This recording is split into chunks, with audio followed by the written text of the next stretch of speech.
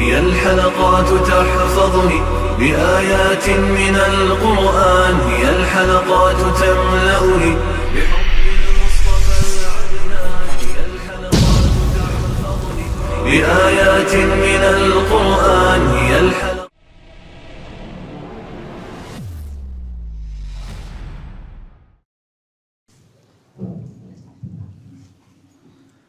सूरतुल बकरा आयत नंबर 104। अऊज़ु बिल्लाहि मिनश शैतानिर रजीम। बिस्मिल्लाहिर रहमानिर रहीम। या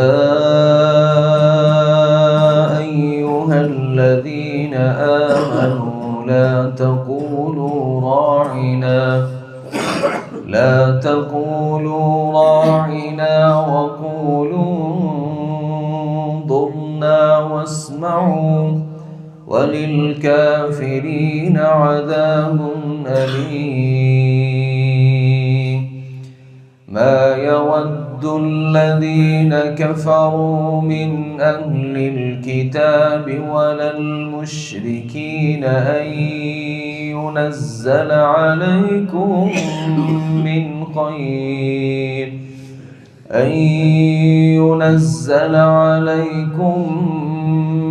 من خير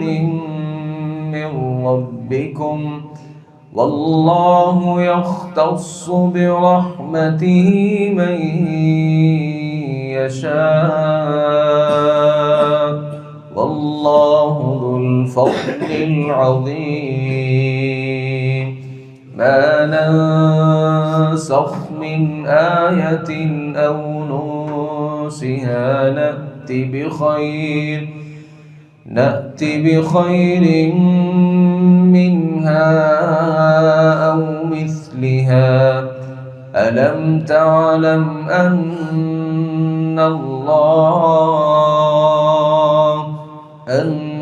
الله على كل شيء قدير. ألم تعلم أن الله له ملك السماوات والأرض وما لكم من دون الله من ولي ولا نصير. أم تريدون أن تسألوا رسولكم كما سئل موسى من قبل، ومن يتبدل الكفر بالإيمان فقد ضل سواء السبيل. या अय्युहल्लज़ीना आमनू, ऐ ईमान वालो, ला तक़ूलू राइना, तुम राइना न कहो, वक़ूलू उन्ज़ुरना, और तुम कहो हमारी तरफ देख, वस्माऊ, और हमारी बात सुनो। वलिल काफ़िरीन अज़ाबुन अलीम, और काफिरों के लिए दर्दनाक किस्म का अज़ाब है। मा यवद्दुल्लज़ीना कफ़रू मिन अहलिल किताब, नहीं पसंद किया उन लोगों ने जिन्होंने कुफ़र किया अहले किताब में से, वलल मुशरिकीन, और मुशरिकों में से, अन युनज़्ज़ल अलैकुम मिन खैरिन मिन रब्बिकुम, कि नाज़िल की जाए तुम्हारे ऊपर भलाई तुम्हारे रब की तरफ से। वल्लाहु यख्तस्सु बिरहमतिही मन यशा, और अल्लाह ख़ास कर लेता है अपनी रहमत को जिसके लिए चाहता है। अल्लाहु ज़ुल फ़ज़्लिल अज़ीम, और अल्लाह बहुत बड़े फ़ज़ल वाला है। मा नंसख़ मिन आयतिन, जो भी आयत हम मनसूख करते हैं, औ नुनसिहा, या उसे भुला देते हैं, नअति बिख़ैरिन मिन्हा औ मिस्लिहा, हम ले आते हैं उससे बेहतर या उसी जैसी। अलम तालम, क्या तुमने नहीं जाना, अन्नल्लाह अला कुल्ली शैइन क़दीर, कि बिलाशुबा अल्लाह हर चीज़ पर पूरी तरह कादिर है। علم تعلم کیا تم نے نہیں جانا ان اللہ لہ ملک السماوات والارض، بلا شبہ اسی کے لیے ہے آسمانوں اور زمین کی بادشاہت، وما لکم من دون اللہ، اور نہیں ہے تمہارے لیے اللہ کے علاوہ من ولی، نہ کوئی دوست، ولا نصیر، اور نہ ہی کوئی مددگار۔ ام تریدون، کیا تم ارادہ رکھتے ہو، ان تسألوا رسولکم، کہ تم اپنے رسول سے سوال کرو، کما سئل موسیٰ من قبل، جس طرح اس سے پہلے موسیٰ علیہ السلام سے سوالات کیے گئے۔ ومن یتبدل الکفر بالایمان، اور جو کوئی ایمان کے بدلے کفر کو لے لے، فقد ضل سواء السبیل، تو بلا شبہ وہ سیدھے راستے سے بھٹک گیا۔ اللہ تعالیٰ نے ان آیات میں یہودیوں کی جو شرارتیں ہیں ان شرارتوں کا تذکرہ کیا۔ یہودیوں کی ایک بہت بڑی شرارت یہ تھی کہ وہ نبی مکرم صلی اللہ علیہ وآلہ وسلم سے بغض رکھتے تھے، دل میں حسد تھا، کینہ تھا، اگرچہ جانتے تھے اور مانتے تھے کہ یہ نبی برحق ہیں، لیکن اعتراض، شکوہ اور شکایت یہ تھی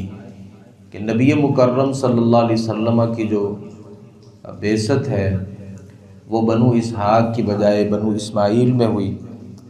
تو اس وجہ سے یہودیوں کو نبی کریم صلی اللہ علیہ وآلہ وسلم سے ایک دلی نفرت تھی، اور اس نفرت کا کبھی کبھار وہ اظہار کرتے اور کبھی کبھار نبی کریم صلی اللہ علیہ وسلم کی گستاخی کرتے، اور آپ صلی اللہ علیہ وسلم کو ہر اس موقع کی تلاش میں رہتے کہ کسی طریقے سے نقصان پہنچایا جائے۔ یہی وجہ ہے کہ عربی زبان کے ایک لفظ ہوتا ہے راعنا۔ راعنا کا مطلب ہوتا ہے ہماری رعایت کیجیے۔ تو یہودی جب نبی صلی اللہ علیہ وسلم کے پاس آتے تو راعینا کے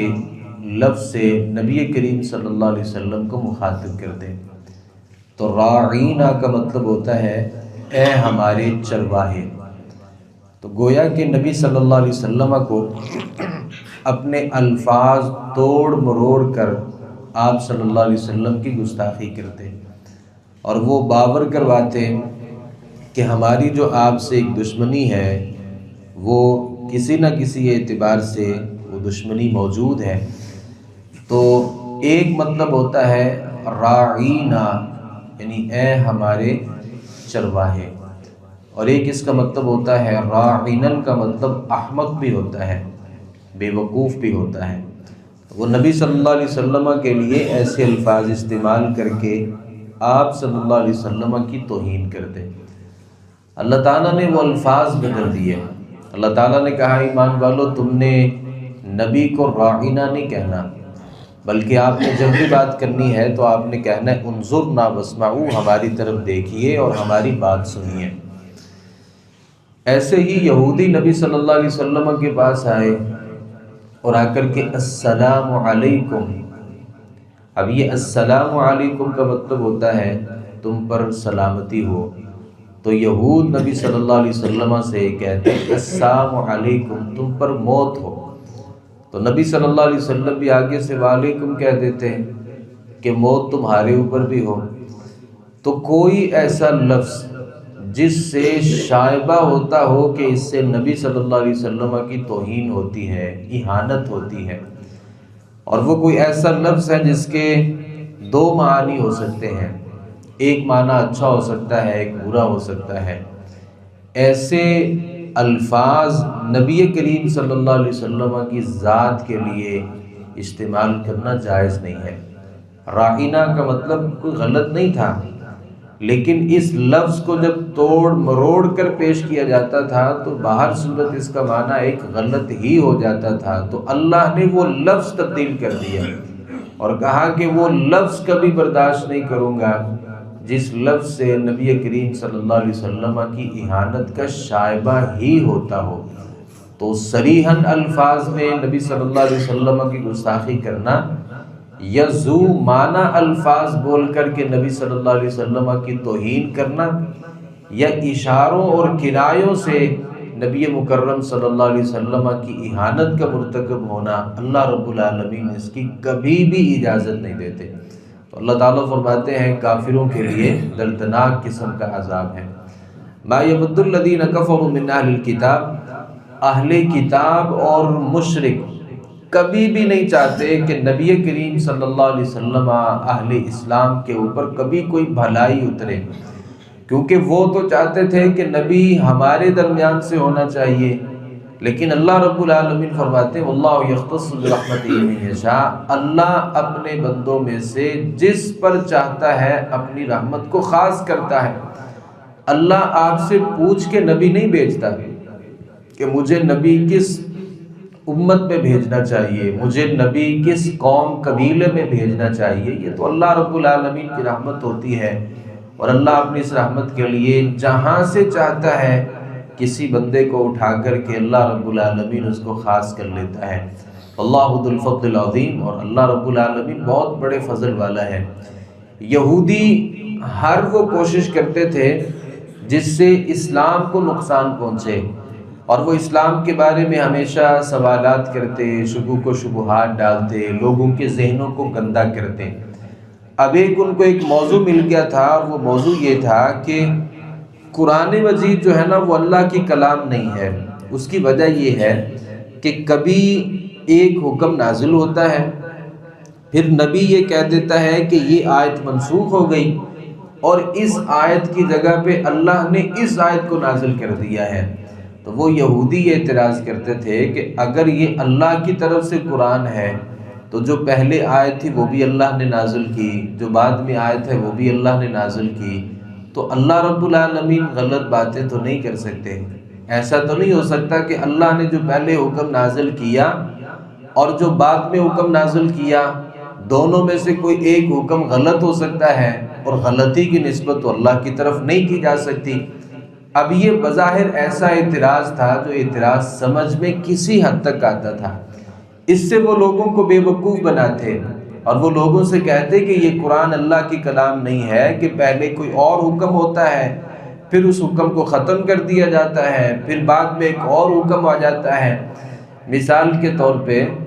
لوگوں نے یہ کہا کہ یہ نبی صلی اللہ علیہ وسلم جو ہے پہلے بیت المقدس کی طرف منہ کر کے نماز پڑھتے تھے، اور بیت المقدس کی طرف منہ کر کے نماز پڑھنے کا اللہ نے کہا تھا، بعد میں اللہ نے قبلے کو تبدیل کر دیا اور بیت المقدس کی جگہ بیت اللہ کو قبلہ مقرر کر دیا۔ اب یہ بتائیں کہ پہلے غلط تھا یا بعد میں غلط ہے؟ ظاہر ہے دونوں میں سے کوئی ایک بات تو غلط ہے، اور اس غلطی کی جب نسبت اللہ کی طرف کریں گے تو اس کا مطلب یہ ہے کہ یہ اللہ رب العالمین غلطی کرتا ہے، تو اللہ تو غلطی نہیں کرتا، اس کا مطلب یہ کہ یہ قرآن مجید اللہ کی کلام ہے ہی نہیں۔ اب یہ ایک اعتراض تھا جو عام لوگوں کو کسی حد تک سمجھ میں آ جاتا تھا، اور اسی طریقے سے لوگوں سے کہتے کہ ہماری تورات میں کوئی اور حکم ہے، قرآن مجید کوئی اور بات کہتا ہے، اگر یہ دونوں اللہ کی کلام ہے تو دونوں میں آپس میں یہ مخالفتیں اور دونوں میں یہ آپس میں تعارض نہیں ہونا چاہیے۔ اگر دونوں اللہ کی کلام ہیں تو دونوں کے احکامات کو سیم سیم ہونا چاہیے، اگر دونوں ایک دوسرے کے الٹ چل رہے ہیں تو اس کا مطلب یہ اللہ کی کلام ہے ہی نہیں۔ تو اللہ رب العالمین نے یہ آیات نازل فرمائی۔ اللہ تعالیٰ فرماتے ہیں ما ننسخ من آیت او ننسیہا نأتی بخیر منہا او مثلہا، ہم جس بھی آیت کو منسوخ کرتے ہیں یا جس آیت کو بلا دیتے ہیں اور اس جیسی کوئی اور حکم اور آیت نازل کر دیتے ہیں تو یہ من جانب اللہ ہے۔ اللہ رب العالمین علم تعلم ان اللہ علی کل شیء قدیر، کیا تمہیں نہیں پتا کہ اللہ ہر چیز پر قادر ہے؟ پہلے کہے کہ آپ نے یہ کام کرنا ہے، بعد میں اللہ کہے کہ نہیں یہ نہیں بلکہ آپ نے اس کی جگہ ایک دوسرا کام کرنا ہے، تو یہ اللہ رب العالمین کی طرف سے جائز ہے۔ اور اللہ رب العالمین کا یہ حسن ہے، جیسے ایک بچہ ابھی دنیا میں آتا ہے، سب سے پہلے وہ نطفہ ہوتا ہے، پھر وہ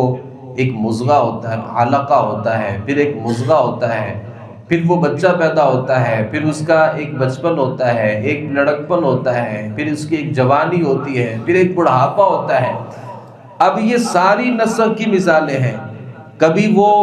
پانی کا ایک نطفہ ہے، پھر اس نطفے کو اللہ نے تبدیل کر کے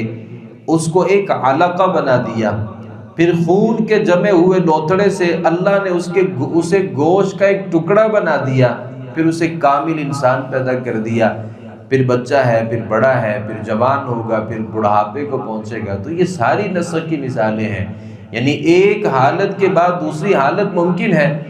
گرمی کا موسم ہوتا ہے، پھر اللہ رب العالمین سردی کے موسم کو بھیجتا ہے، کبھی خزاں کا موسم ہوتا ہے، کبھی بہار کا موسم ہوتا ہے۔ تو یہ کہنا کہ اللہ نے یہ تبدیل کیوں کیا ہے، ساری کائنات اللہ رب العالمین کی جو تخلیق ہے اس میں تبدیلی کی یہ ایک علامت ہے اور یہ نشانی ہے۔ تو اگر اللہ کے احکامات بدل گئے ہیں، اللہ نے پہلے کچھ کہہ دیا بعد میں کچھ کہہ دیا، تو یہ اللہ رب العالمین کے اوپر اعتراض نہیں ہے، بلکہ ہم یہ کہیں گے کہ اللہ نے جو پہلے حکم نازل کیا تھا نا،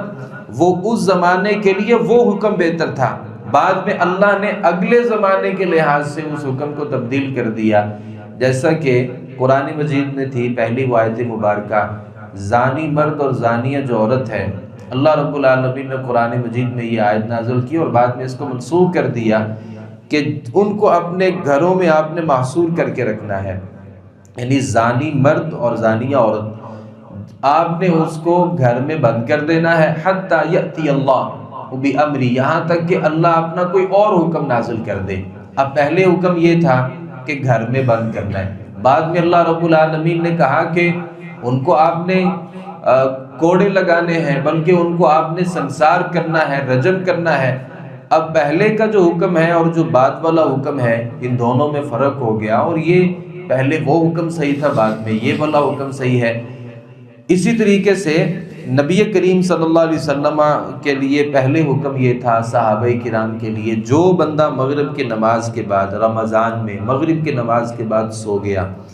اور وہ اگلے دن تک پھر حالت روزہ میں ہوگا، اور رات جو ہے وہ نہ اپنی بیوی کے پاس جا سکتا ہے، نہ کوئی کھانا پینا کر سکتا ہے، بعد میں اللہ رب العالمین نے اس حکم کو منسوخ کر دیا اور کہا کہ فَلَا نَبَاشِرُوهُنَّ وَابْتَغُوا مَا كَتَبَ اللَّهُ لَكُمْ، یہ رات میں آپ کھانا پینا بھی کر سکتے ہیں اور اپنی بیوی کے پاس بھی جا سکتے ہیں، جبکہ پہلے حکم یہ نہیں تھا۔ اور اسی طریقے سے نبی مکرم صلی اللہ علیہ وسلم کی طرف سے آپ صلی اللہ علیہ وسلم یہ کہا کرتے تھے کہ قبرستان میں نہیں جایا کرنا، بالخصوص عورتوں کو، اور بعد میں کہہ دیا کہ میں تمہیں قبرستان کی زیارت سے روکا کرتا تھا، فزوروها، تو اب آپ ان کی زیارت کر سکتے ہیں۔ پہلے قبرستان میں جانا اور جا کر کے دعا کرنا جائز نہیں تھا، بعد میں نبی کریم صلی اللہ علیہ وسلم نے اس بات کی اجازت دے دی۔ تو یہ یہودیوں کا کوئی اعتراض نہیں ہے کہ اللہ پہلے کچھ کہتا ہے بعد میں کچھ کہتا ہے، تو اللہ رب العالمین کسی کا پابند تھوڑی ہے، اور اللہ اپنے ان احکامات کا بھی پابند نہیں ہے جو اللہ رب العالمین نے کسی ایک وقت کے لیے کو حکم صادر کر دیا۔ یہ تو انسان کی، یہ تو اللہ رب العالمین کی ایک کمزوری ہو گئی کہ اللہ نے جو کہہ دیا اللہ اس سے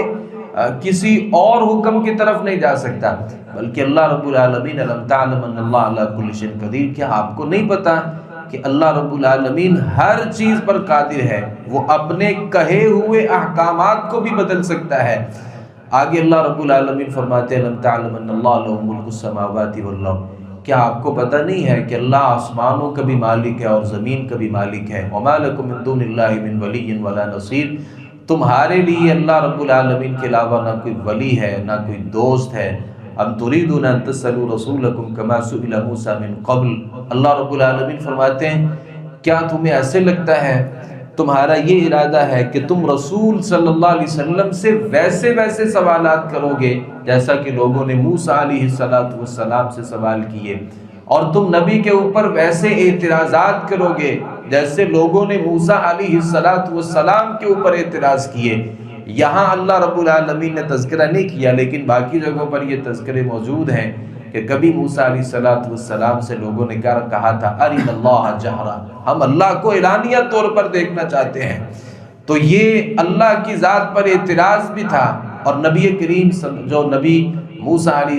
السلام ہے ان کی بات کے اوپر عدم اعتماد بھی تھا۔ تو اللہ رب العالمین کہتے ہیں تم یہودیوں کے راستے پر چلنا چاہتے ہو، جیسے انہوں نے اپنے نبی کے اوپر اعتراض کیے، تم بھی اپنے نبی کے اوپر ویسے ہی اعتراض کرنا چاہتے ہو، یاد رکھ لیجئے وَمَن يَتَبَدَّلِ الْكُفْرَ بِالْإِيمَانِ، جو بھی ایمان کے بدلے اپنے آپ کو کفر میں لے جاتا ہے فَقَدْ ضَلَّ سَوَاءَ السَّبِيلِ، تو وہ بہت ہی برے راستے کی طرف بھٹک جاتا ہے۔ اللہ رب العالمین سے دعا ہے صحیح معنوں میں قرآن مجید کو سمجھنے، اس پر عمل پیرا ہونے کی توفیق عطا فرمائے۔ وَمَا عَلَيْنَا إِلَّا الْبَلَاغُ الْمُبِينُ۔